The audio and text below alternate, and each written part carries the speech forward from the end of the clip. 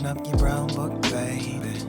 It's for you, it's for us. The fantasies, no one can judge us, no one can judge us. This is for us. Open up your brown book, baby. It's for you. Hi, it's Kennedy Ryan, and you are joining the Brown Book series with Shay Baby. Let's go. Hey y'all, hey, what up y'all? It's your girl Shay Baby from the Brown Book series, and I bet y'all sick of looking at me because I just keep popping up with just greatness. Hey, it is what it is. I told y'all I was gonna keep it coming, keep it coming, keep it coming, and yep, I got it. I done snagged her, y'all. I looked at her. She was moving. She was leaving city to states, and I was like, "Hey, girl, hey," and she was like, "Give me a minute, I got you." And Brown Book, please, let's welcome Miss Rita Award winner, USA Today bestseller, top 25 Amazon bestseller. What else? Bestseller everything. Miss Kennedy Ryan. Hi. I'm so excited to be here. Thank you for having me. I feel like I need one of those applause buttons or something. We just clap for ourselves. Hey,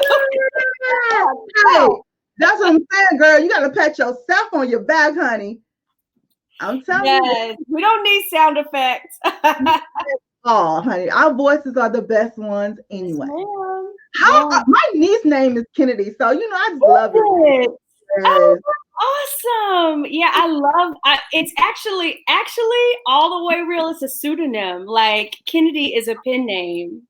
What? I know. Well, I don't think that's a secret, but yeah, Kennedy is a pen name. I always wanted a little girl and I didn't get to have one. And I was actually working at a company when I got my first book deal. I was working for a great company, but it was like one of those situations where they were like, if you do anything outside of this job, you have to let us know. And when I told them, okay, I got a book deal, they were like, that's amazing. You're going to have to use a pen name. So I had to find a pen name, and I always wanted a little girl named Kennedy Ryan. And that's how I came up with the pen name. Yeah.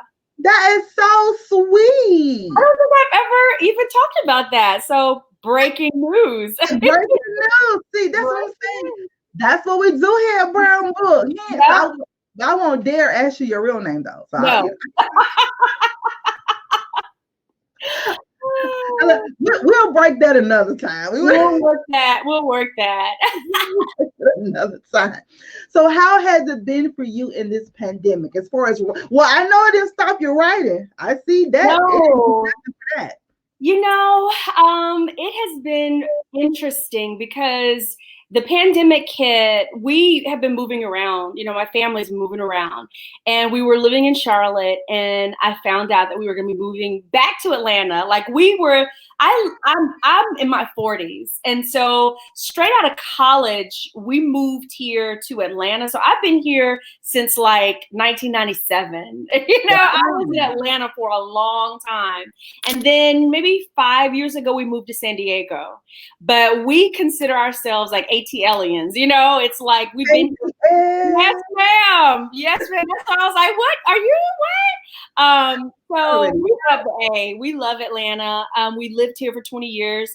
Then we moved to San Diego. Then we moved to Charlotte with my husband's job. Now we're back in Atlanta. So we found out that we're moving back to Atlanta when I was working on my last book, Queen Move. And it was intense because we moved here the weekend that the mayor of Atlanta shut the city down, and we were in Airbnb for like 8 weeks, and I was under deadline, and I was trapped in my house with my husband and my son, and it was really intense. It was a very strange time to be writing and releasing a book. My last book, Queen Move, it came out right after everything happened with George Floyd. Right. And so it just felt like a really strange time to be like, buy my book, it's just, it seems crazy. It feels like we're like in a pandemic and there's so much unrest, good unrest, and it's like, you want to focus on just those things. And some days I just have to give myself space to not write, to not, whatever, but it's been interesting. And I'm a special needs mom. Okay. And I read that. the pandemic is hard for everybody, but I think it's being especially hard on a lot of our special needs families because a lot of us are not getting the services that we usually get, and our kids are inside, and a lot of them are having meltdowns, and it's not, it's just the way it affects some of our kids. My son is on the autism spectrum, and I'm in an autism parent group, and we're just kind of keeping each other sane, because that's crazy that you said you was in Charlotte. I have a brother that he lives in Charlotte. Yes. And my niece Lily, she is autism as well. Mm-hmm. And so I always tell them though, because for her, that's when I realized, okay, it's different levels. Yes, it definitely is. I bet she's having a party. They're like, she's a mini me. And I tell them all the time, I was like, I think she's autistic. I think she just don't like y'all.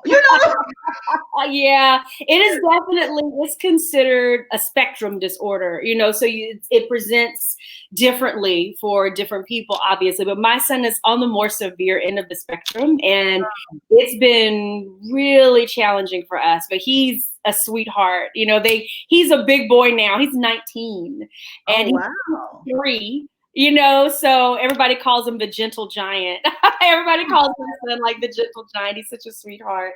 So we're doing, during the pandemic, the school that he was supposed to be in froze admissions when we moved here. So he didn't have school. Why they just didn't do virtual? Can they do virtual, or do they have to do virtual? My son can't learn that way. It doesn't work for him. And so we're very blessed that we can hire a private tutor. And so we have a tutor who comes into the house to help him. He needs kids, he needs socialization. He needs more. So I'm really praying that soon, he'll be able to go back to school, but I have to feel safe. I have to feel like he'll be safe, Definitely. Even though my 5-year-old wrestling with. Yes, me too, girl. Even though my 5-year-old, every other day, I'm like, look, now I'm going to join this protest with these parents because you need to go to school. Yeah, right. But then I digress. I'm like, no, you're so sweet. Let me. Yeah. We good. We'll get through it. You remember how sweet he is. Yes, girl. I have to remember. But sometimes I'd be like, where's the bus? Is it coming? I know. It's a really hard time for a lot of parents, and especially those of us who are, working and trying to facilitate education for our kids, and, just being trapped in the house a lot. Yeah. It's a lot of pressure. It's a lot of pressure and a lot of anxiety for some people. Definitely. And then even with the parents, it's like, okay, we understand the kids are going through it because they have to do virtual school as well. But it changes the dynamic of the atmosphere of the household. Oh, definitely. I'm listening to my son, and then they have to unmute when they're talking. Yeah. Well, when you unmute, you hear everything in the people's house. I was like, need that back. I had to literally hit one of the teachers and was like, hey, girl, hey. It's other people on this call. What is they doing in their house? It's a lot over here. It's a lot. But I am so happy though that that you're settled now, and you're in your home, and you're back in the ATL, and everything is straight. And baby boy got a tutor. Look at you over there making queen moves. You got a tutor. You good. We are getting there. We are getting there. Well, Kennedy, I am just, like I said, super excited that you're here with me tonight. I am. I just don't know. I'm just so beside myself. And I don't know. Okay, before we get into all our shenanigans that we do here for our book, so we always up to something, girl. I know. Don't you just love it, though? After this, you're going to be like, that damn Shay. Okay. Publication. Okay, so I was talking to another author not a little while ago, and they was giving me the ins and out of getting your books published. Yeah. I thought, once you become, USA Today bestseller, Reader Award winner, or whatever, you could just be like, I done wrote this. Here, honey, publish it. Let's go. Yeah. It's not that easy out here. No, I don't know. For some people it may be.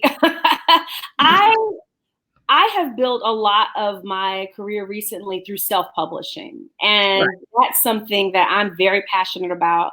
I started out, my journey has been kind of unusual.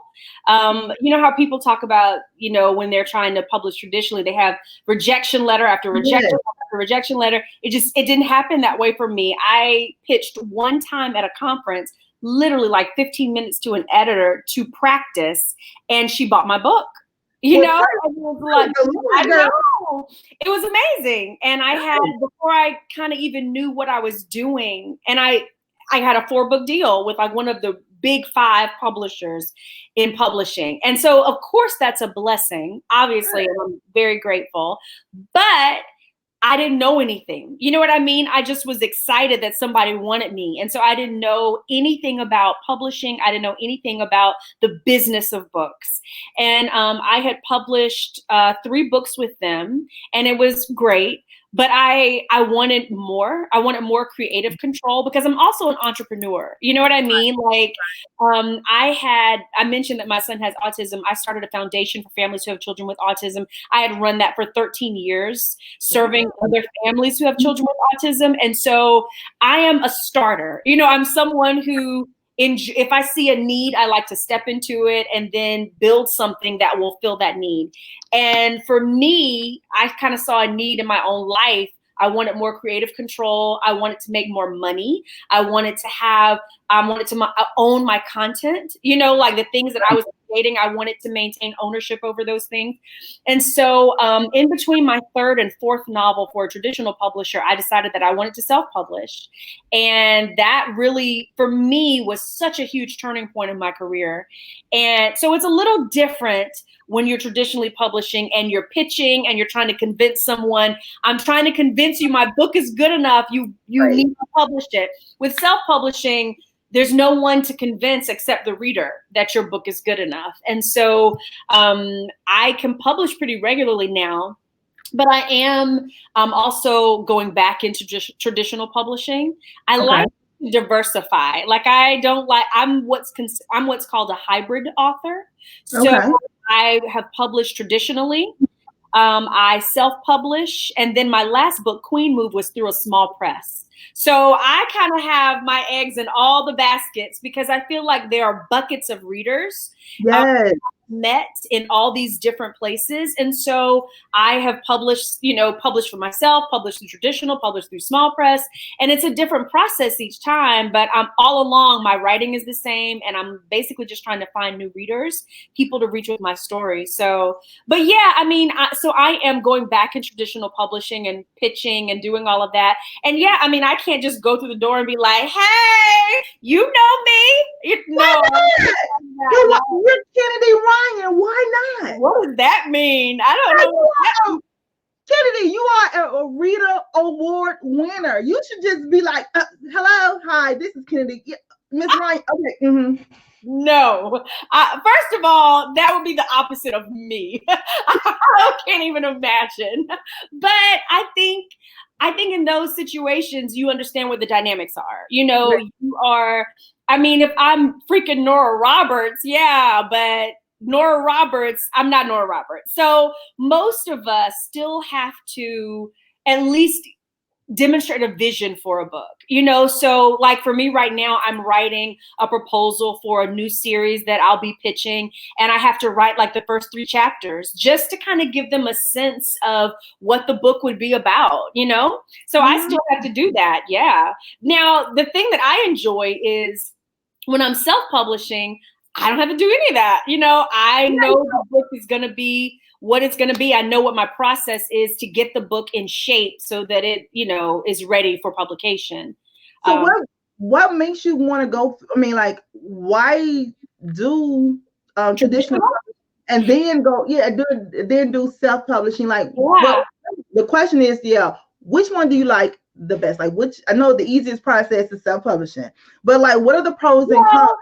The easiest, it depends on what you mean by easy, because with self-publishing, the thing is you are responsible for everything. You are responsible for the cover. You know, no, I don't design my own covers, but you basically oversee that creative process. You're responsible for promoting it. You're responsible for making sure that it's properly edited. Everything comes down to you. Now you can delegate, you can create a team of people, but ultimately you're responsible for that product. And I enjoy that. There are some people who don't enjoy that. They're like, I just want to focus on the writing, and that's fun. But that's fine. But for me, I'm obsessive about covers. I'm a pain in the ass about covers. I mean, like, no, really. Like my last 2 cover shoots, we had to do 2 cover shoots for each cover, because we did the first one and I was like, I don't like any of these pictures. We have to redo it. So we had to redo it. And then it happened again. Even with Queen Move, we had to redo the cover shoot.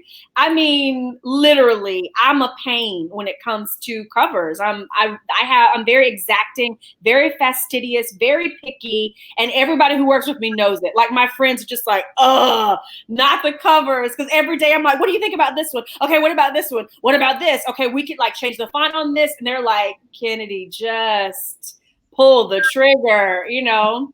But you can tell it though. Like your cover, what is that? Which one was it? The black and white cover? Is it the Rebels? Oh yes, I was getting. Let me see. I think I have them. Hold up. Okay. Yeah.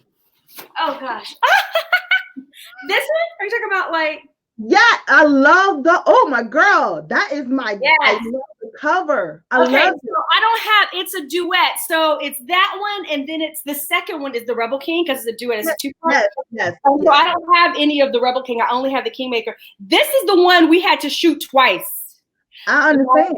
We shot the first one. This was the first shoot. My photographer hated me. And I was like, I don't like any of these pictures. Can we get new models, new wardrobe, and a whole new location? Can we do that? And she was like, are you serious? And I was like, I really am. We need to let's start all over. New models, new wardrobe, new location. And we did a whole other shoot. This is me being a pain. I'm serious. No, that's those photos you want. And it wonderful. We got the photos from the second cover shoot, and I was like, you're going to kill me. I think I like the first one better. And so we did, you know, we ended up, this was the first one. Nobody's ever seen the photos from the second shoot. And then for Queen Move, which is this one, we spent months looking for the model who really? Oh gosh, yes, like months. I was combing through Instagram, looking on photographers' pages, going through galleries. I think we started looking in like maybe November, and we shot in like February, maybe. So from November to like February, we were just basically looking through photos, trying to find the right model.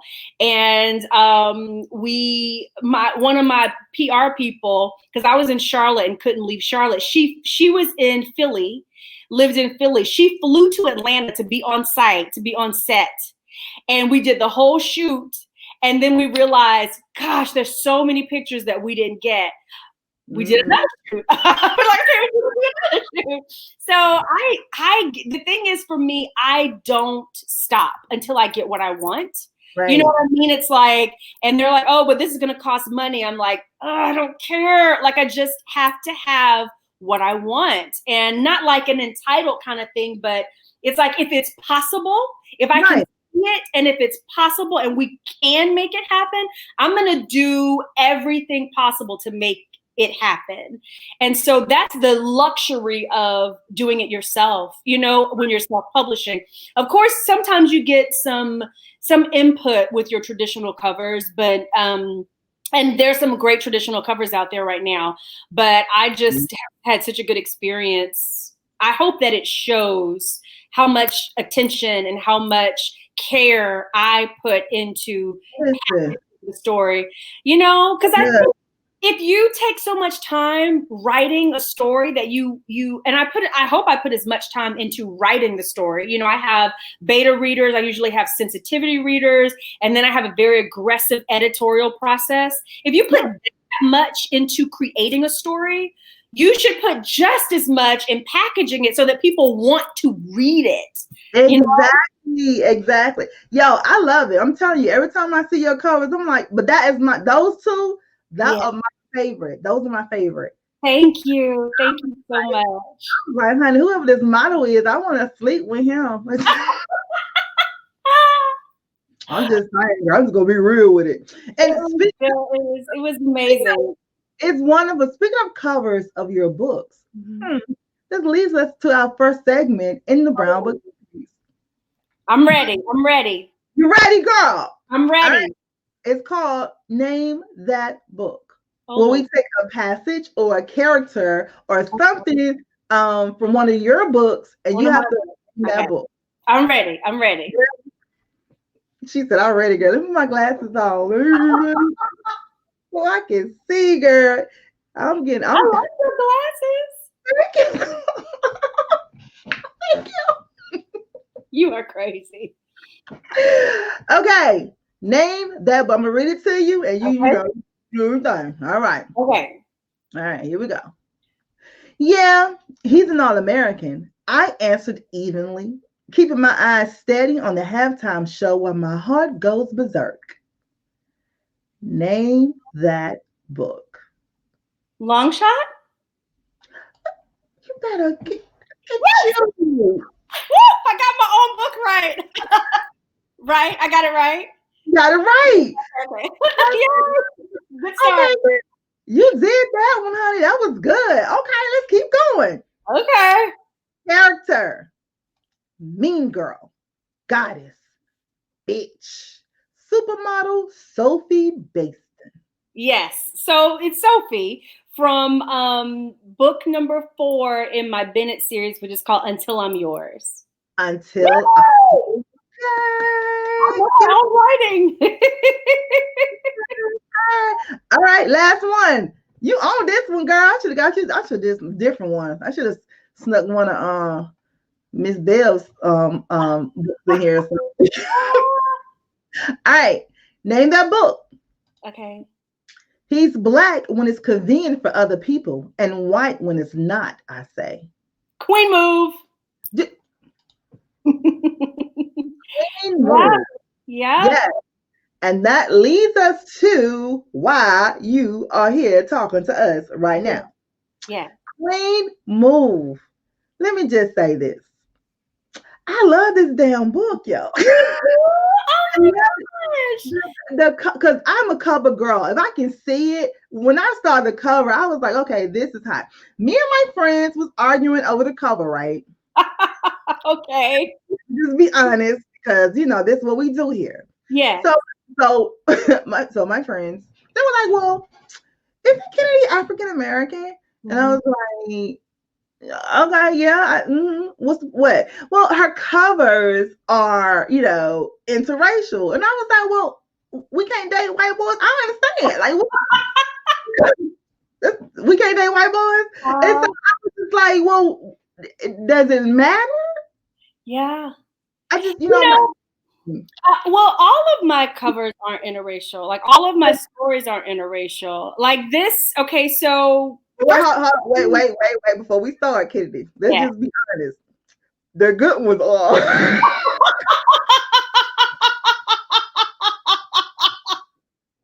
Okay, I'm sorry. Go. Okay, so if we're talking about covers, like if we're talking about covers, okay, so covers, the Queen Move cover obviously is very much focused on the woman. Right. And so I had a lot of people say, so is Ezra, his name is Ezra Stern, is he black? Is he white? And he's biracial. He's black and Jewish, you know? So, but he identifies as black. You know, he went to an HBCU. He presents as a biracial black man. Black man in my eyes when I was reading them, girl. You know, I mean, he's the same. And when we look at somebody like Barack Obama, who's a biracial man, we see a Black man, you know? So I think that it's very interesting, though, that you bring this up, because it's something that I find myself answering a lot. And I have couples that are, like, if you look at Hookshot, both the hero and heroine of that book are Black. Yeah. If you look at Longshot, August is biracial and Iris is Creole and Black, you know? So if you look at the Grip series is interesting because it was a spinoff of another series where this couple had gotten together. There was sexual tension between Grip and another character who was the sister of the hero in another book. And I never planned to write that series, but readers kept asking for it, and Bristol is white.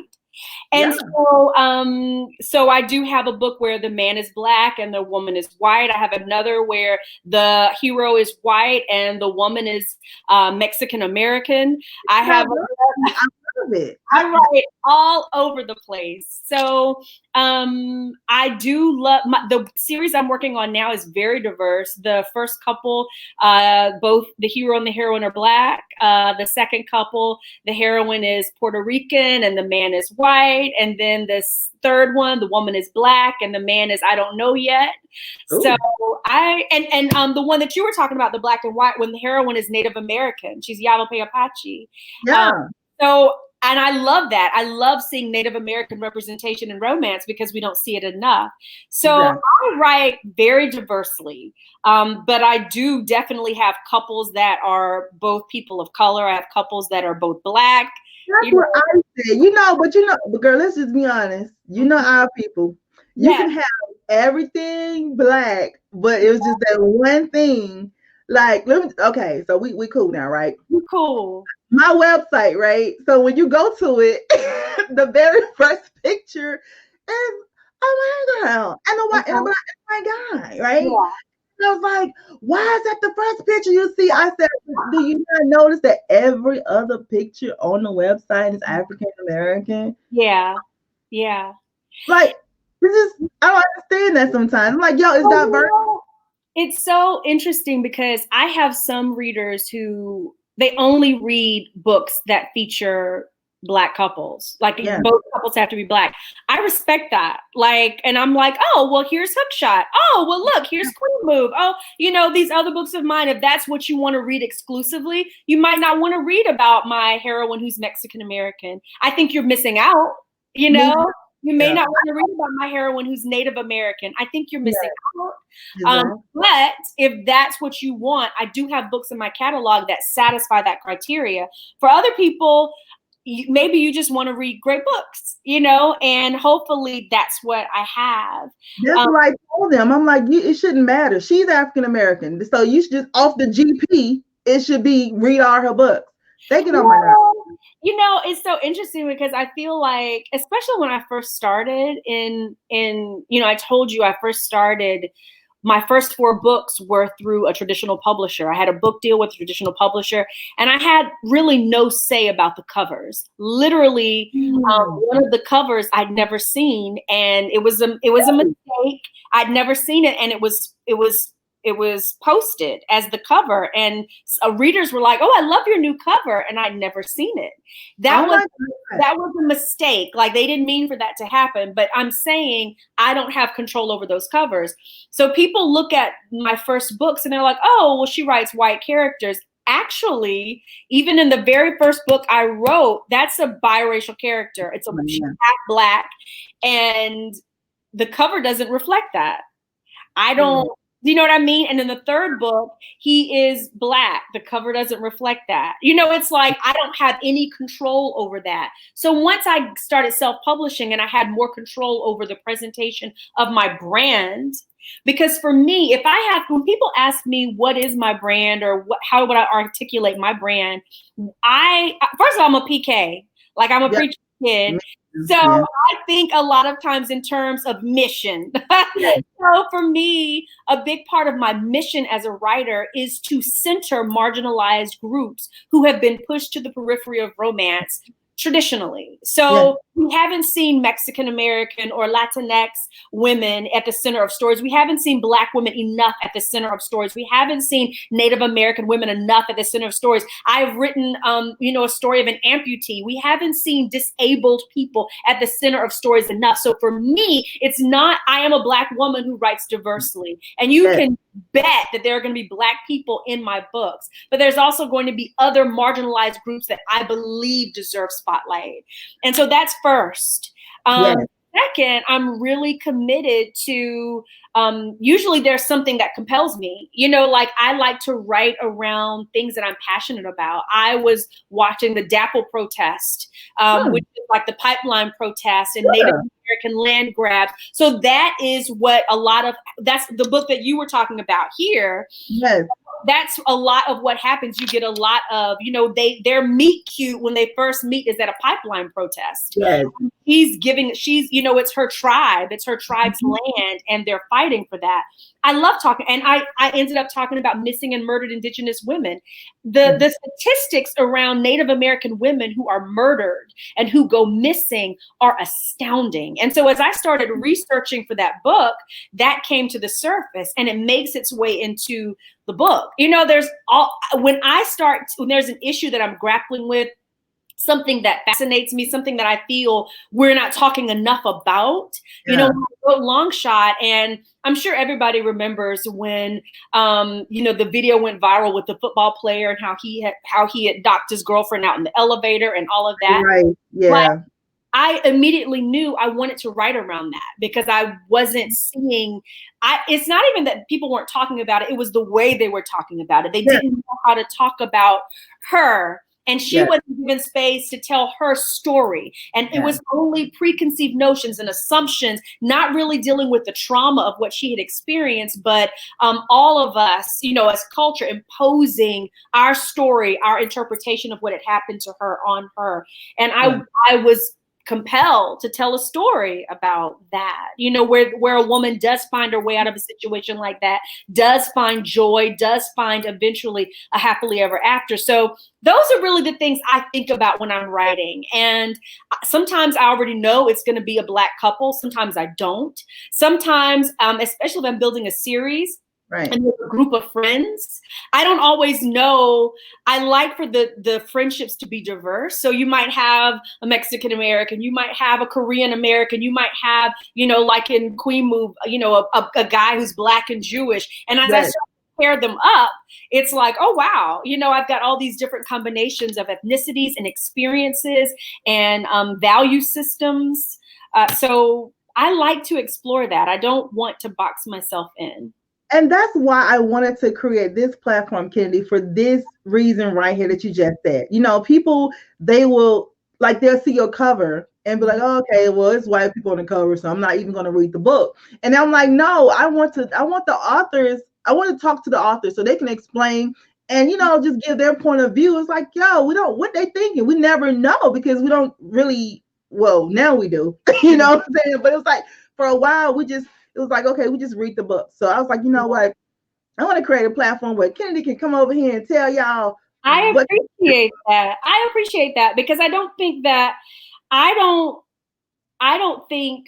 the way that I was introduced into publishing, like I said, was through a traditional publisher. Yeah. And the covers that they chose, thank you for believing in me. Thank you for publishing my stories. But the covers didn't always reflect the ethnicity that was in those stories. Yes. And so the catch-22 of that is for a lot of Black authors, it's hard to build a wide audience, meaning of course, Black people want to read Black stories. That's amazing. But if you want a broad audience, it's often hard. Hopefully it's getting easier for other groups to read our books because there is the false assumption that that our stories are not universal, that there is not a universality to our stories, but our stories are just this. Yes. And I'm white or I'm this, and I wouldn't read this story because I won't be able to relate because they're Black, which is ridiculous because we've been reading stories. I mean, I started reading romance in the 7th grade, and there weren't a lot of Black women in romance. And I read romance when it was white characters, and I had no trouble relating, because what I want to communicate is the humanity of us, of us all, what we have in common, who we are. We all hurt. We all have joy. We all have pain. So it's like, I'm going to write about that. So what introducing me into publishing that way, there were a lot of white readers who started reading my work because based on the covers, they were like, oh, we can relate to this, but when they actually get into the stories, they start encountering diversity immediately. But I hope that the quality of the story held them, and any preconceived notions they had about not being able to relate to those characters, I hope that I overcame those with the quality of the story. And so, so for me, that was never a problem. But I know that there are Black readers who were like, Kennedy doesn't write Black characters, so I'm not going to give her a chance. When actually I do, and I'm very committed to it, actually. So I appreciate you giving me this space to articulate that. See, you the best. That's what I'm saying. I was like, y'all better get off Kennedy, honey. Whatever. I don't care. She's African American. She's one of my sisters. I don't give a damn when she write about Oscar and Big Bird. I'm gonna buy it and I'm gonna pump it up. It is what it is. Okay. Yeah, but I will say one thing. I will say is that, when I won the Rita, I was very, very excited that the book that won the Rita featured people of color. Do you know what I mean? There's a beautiful Black man on the cover. He's biracial, but he's Black, obviously a man of color. And there's a beautiful Black woman inside the. You know what I mean? I write all over the spectrum of diversity, but I was personally very proud that the book that was the first book written by a Black author to win a Rita featured Black people, had a person of color on the cover. That was very important to me. So I saw a picture of you, honey. You had the ugly cry on, girl. I bet I did. I probably know exactly the picture you're talking about. I was like, that is so sweet. So, Kennedy, can you tell us a little bit about Queen Move for the 2 or 3 people who haven't read it? Because we all have read it. Oh, really? But for the 2 or 3 who haven't read it, could you tell us a little bit about it without giving us a whole spoiler? Yes. So it all actually starts with this series. Like, we talked about this one, and you can completely read Queen Move without reading this. But for people who read this series, this duet first, which was The Kingmaker and the Rebel King, we first meet Kimba, the heroine of this book, in that series. Yeah. She and her best friend, Lennox, who is the Native American heroine I was telling people about, pipeline protest, all of that. She and Lennox start, if you've ever seen Scandal, it's like Scandal. It's like when Olivia Pope started that firm, and what they do is they're focused on putting people in power who will champion the causes of marginalized groups. And so that's what they do. They start a company, and we see what happens in that first book. And then she ends up on her own. Kimba ends up running that company on her own in this book. And it's a second chance romance. Yeah. It's also a childhood romance in the sense that they first meet. Literally, she meets Ezra Stern when they are babies, like their mom together. They're like infants, and they grow up together until they're like middle school, and they just start kind of, how you're like your first crush, like eighth grade dance, first crush, the first, time you even find yourself attracted to somebody, that kind of thing. And so they are at their 8th grade dance, and they're about to go to high school when they have their first kiss, and they're best friends. And actually see a lot of that friendship developing, and then something happens. Their families are very close, and then something happens, and they're torn apart, and his family ends up moving away, and they don't see each other again for a really long time until her father's funeral. And so the prologue, the beginning of the book, is the book jumps just a little bit. Like the prologue starts at her father's funeral, and it's the first time she has seen Ezra in over 20 years. And he came back fine to death. He's such a sweetheart too. I think he and you know what was interesting? One thing that was really important to me writing Queen Move is, and I don't think I'm doing like a big spoiler by saying that he's a single dad. Right. And because I promoted the book saying single dad in the prologue, you know, if you can read this, you know, on Amazon, when they read the sample, you find out that he's a single dad. And it was really important to me. So often we're not seeing Black men depicted as nurturers. We're not seeing Black men depicted as involved in their children's lives. Like in media, that's not something that's being shown enough. And it was very important to me in this book that we see him as a single dad, involved with his son, you know, making sure his son had his vitamins and, you know, like reading to him at night, and a very involved, nurturing father. And so that's one thing that was very important to me. So he's a single dad, and it's basically just about their journey of that, going from that kind of first love, like 8th grade dance, first kiss, and then we don't see each other for over 20 years. And who are these people now? But it's almost like there's this trope in romance that people refer to as fated mates, which is like soulmates, like you were meant to be together.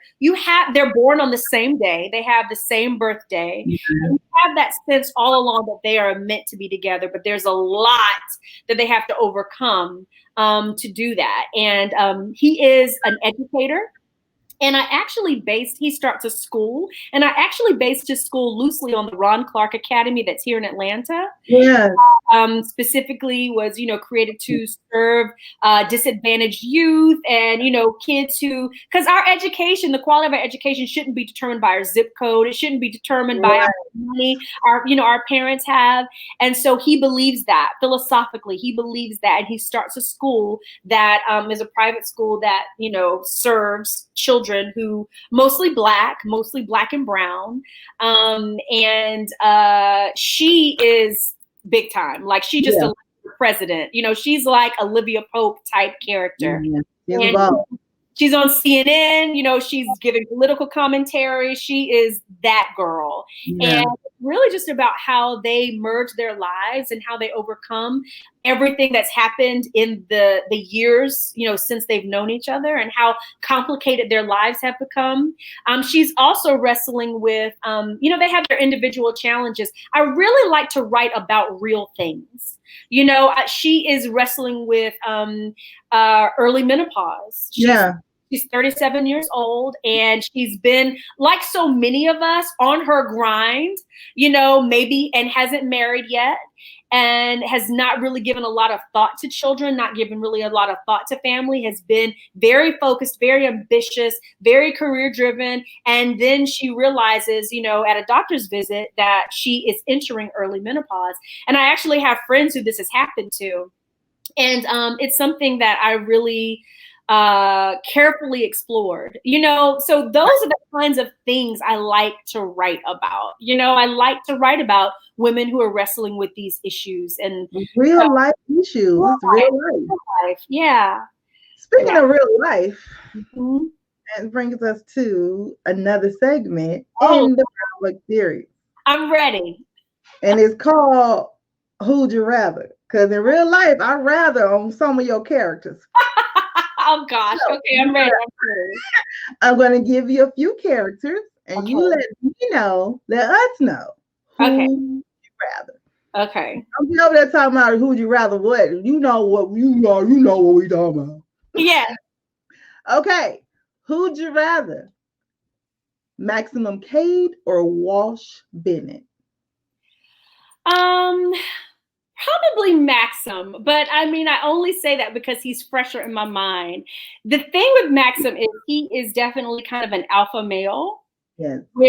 But I had to be really careful writing him as an alpha male because he is a white hero, and the heroine is Native American, and there is a tradition of misrepresenting Native American women and not representing them with dignity and romance, right? Especially in relation to white men. And so I had to be really careful with him as an alpha male. I had to make her an alpha female. Yes. You know, like she was just as badass as he was. She was just demanding as he was.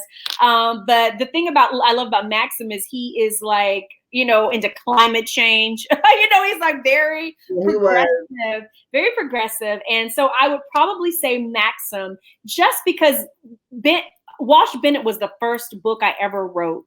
And I think my writing style and my values as a writer have evolved so much since I wrote that first book that Maxim is just probably more reflective of where I am now. So that's why. Okay, so she's gonna knock down Maxim. That's cool. All right. Who'd you rather, Cameron Mitchell or Jared Foster? Oh gosh, okay, so this was hard because Cam was like he's my broken guy. Like the interesting thing, and I don't want to do this with every book because it'll take forever, but the interesting thing about Cam is that you don't read very much in romance about male sex abuse survivors. Right. And so Cam was sexually abused as a child. Yes. And he survives that, obviously, but there's a lot of trauma that has never really been addressed. And as he's entering a relationship, he realizes, okay, I'm a grown man, a grown ass man, but there are all these things that have not been resolved from my childhood.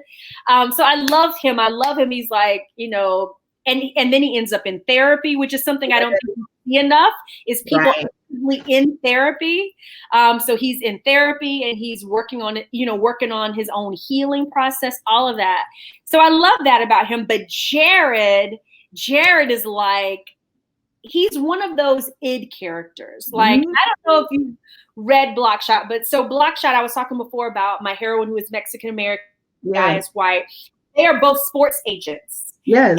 And I'm a feminist, like to the core. So I love seeing a woman who is in a male dominated field making moves, and it's an enemies to lovers because they are rivals. They're going for the same professional athletes. They represent basketball players.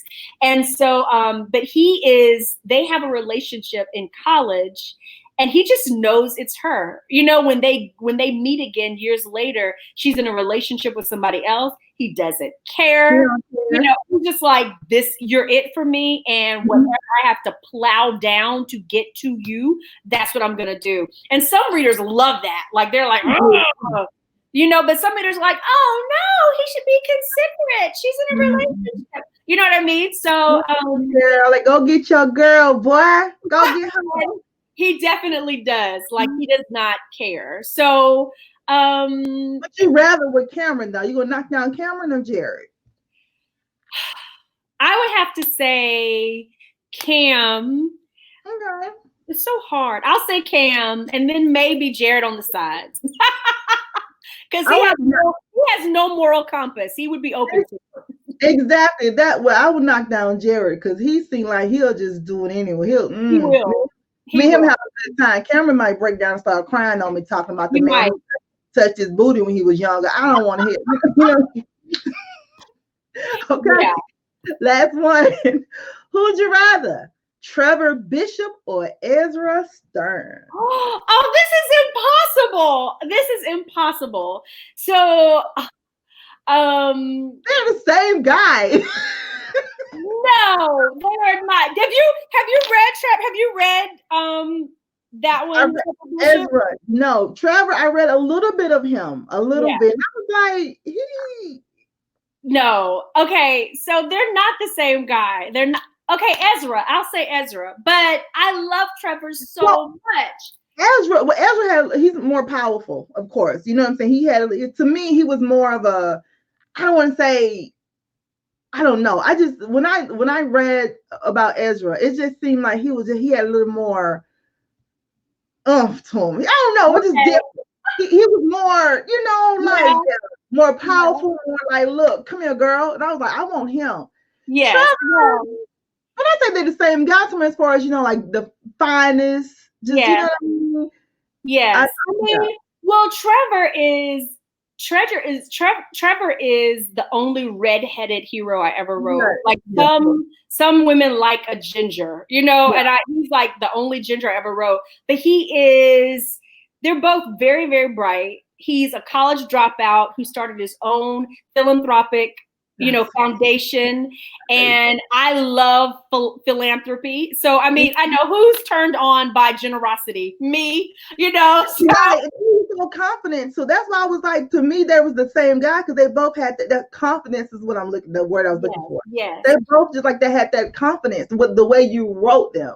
Yes. When you like, I was like, and I think the thing that I really love about Ezra especially is Ezra's confidence doesn't come from how much money he has or from what he does. Like it comes from another place. It comes from really grappling with who he is and being confident in who he is, confident enough to be with a woman like Kimba, who is on television, who's electing presidents, who is, out here. And the thing I loved about him was he, just pushed her, loved her, was like, you do you, I'm here to support you, and very secure in that, not threatened at all by her success. And I think I love him because I was, when I was like looking at him, putting them together, now I got to get my life together. Let me just tell you, me too, on your books, because I was like reading something and then like your series, I be cheating. Okay. Because I read and I'll be like, oh, okay, let me go to book 2 because I bet, let me, and look ahead. So I was like, okay, I got to get my life together. I just read it straight through.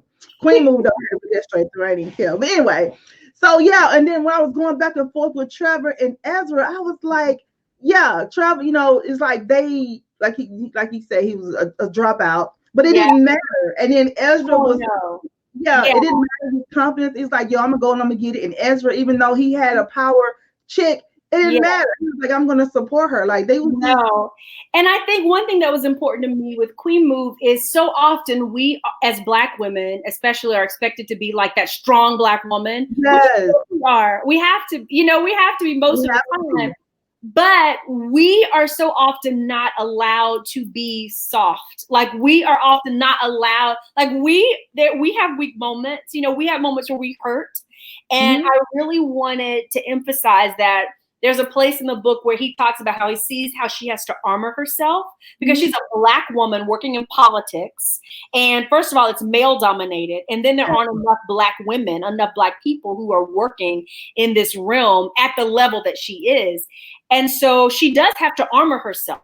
She has to protect herself and she has to present a certain image to the world. There's just a way that she has to shroud a lot of things and not always show what she's really feeling. And he basically says to her, I want to be that place where you can take all of that off and you can show me your pain and you can be vulnerable and you can cry with me if you need to, And I think that's what I love about their dynamic is he respects her so much, but then he's like, I don't want you to feel like you have to be armored up. I want you to be able to take that off with me and be, I'm here for you. I want to be your soft place to land. So I want you to be my soft place. Okay, so wait, who? Trevor or Ezra? Okay, Ezra. Gosh, okay, Ezra. I knew it, girl, because I want him to be my soft place too. I just want to rub my fingers. What about soft place to land? What about my soft place to land? Yeah. Girl, he can be my soft place, my hard place, all that. All the places. I just want to land on Ezra. I don't care. You are so funny. Okay. Dead or alive? Okay. If you were hosting a dinner party and can invite 5 people from any era, who would it be? One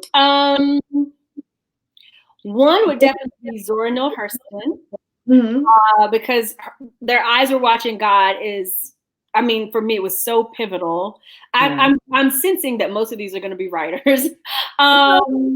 Zora Neale Hurston, James Baldwin, because of course, James Baldwin, I was watching his documentary the other night, I'm Not Your Negro, and I was watching it too.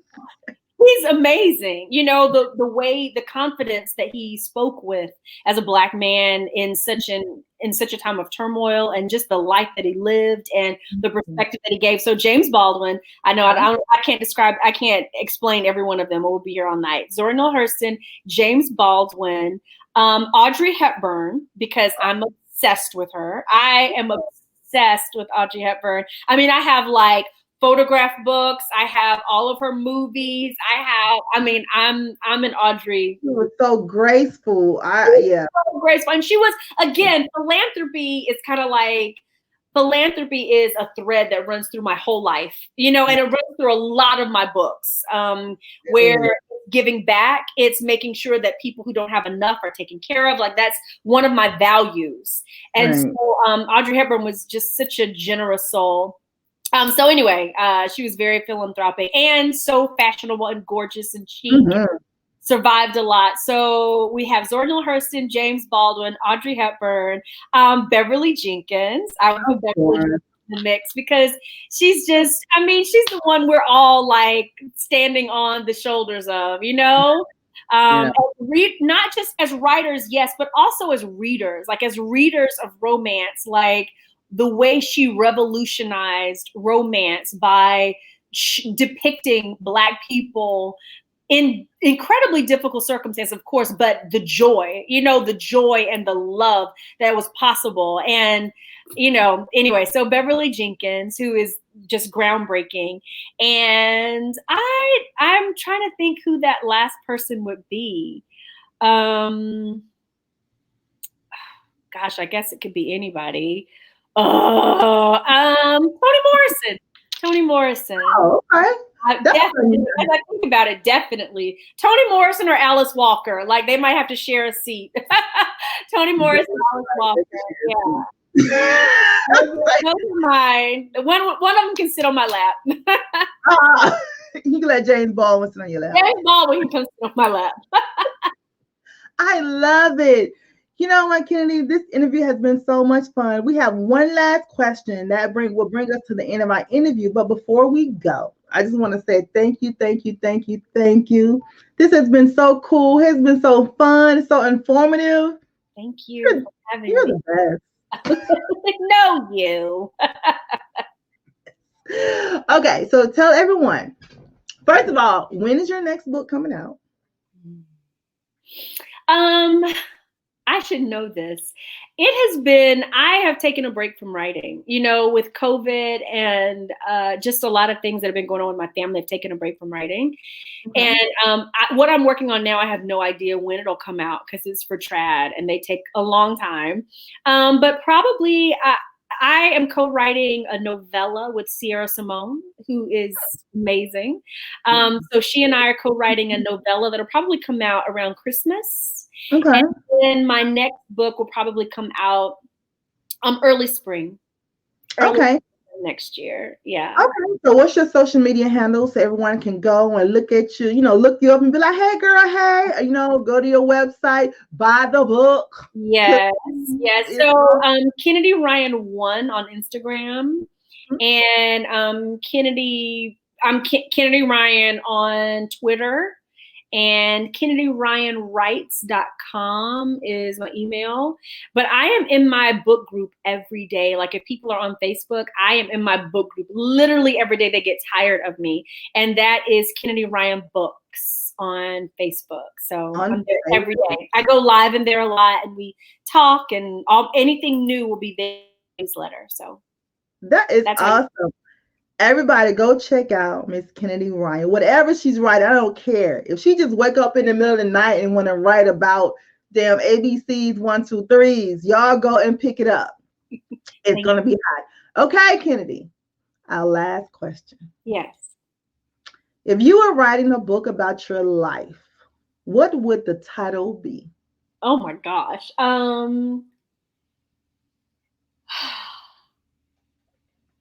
I think it would be, this is today. This is today. It's not going to be a good title. I can already tell you that because I already told you I don't think fast on my feet. I would say it would be Grind and Glow. Because my work ethic, I have a work ethic I inherited from my dad. So I'm a workaholic and I'm working on that. I'm trying not to be a workaholic, but I'm so driven. You know what I mean? I call myself a type A-, because it's very hard for me to stop. And that's when I said I took a break from writing, that was very deliberate because I haven't taken a break in 6 years. And the reason I'm doing it is because when I say grind and glow, I really am at a place in my life where I want to make sure I'm getting joy. I'm finding joy and I'm not neglecting my relationships. I'm not neglecting my marriage. I'm giving my son what he needs. You know what I mean? So it's like, I'm still grinding, but I have got to take out time to find joy and make sure that I am nurturing the things that are most important in my life. So that's what I would say is grind and glow. You know what? I absolutely love it. Grind and glow. You have such a sweet spirit, such a beautiful person. Oh my God. Hey, you are so crazy. I'm so serious, girl. This was awesome. Thank All right, you. everybody. Let's give Miss Kennedy Ryan just a wonderful brown book. Like, thank you, sis. I'm rooting for you. Thank you. I'm in your corner. I'm buying everything you got. I'm gonna be like Kennedy all the time. I appreciate that. I really, really do. Thank you. All right. Open up your brown book, baby. It's for you, it's for us. The fantasies, no one can judge us, no one can judge us. This is for us. Open up your brown book,